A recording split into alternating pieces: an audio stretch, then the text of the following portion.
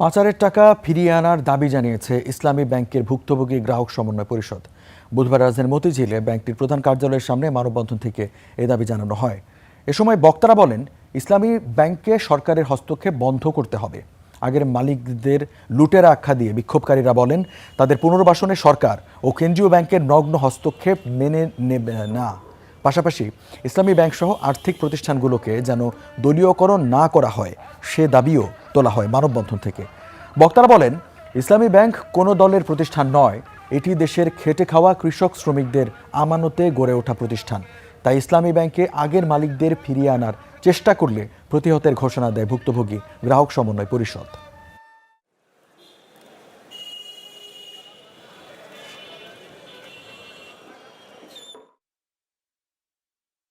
সরকারের পতনের পর ইসলামী ব্যাংক আস্তে আস্তে আপনার আমার আবার সার্বিক সহযোগিতার মাধ্যমে ঘুরিয়ে দাঁড়ানোর চেষ্টা করছে।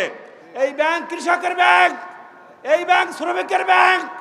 অতএব সরকারের কাছে আবেদন, রাজনৈতিক খেলায় আমরা যেতে চাই না, রাজনৈতিকভাবে অর্থনীতির সাথে মিলাইয়েন না।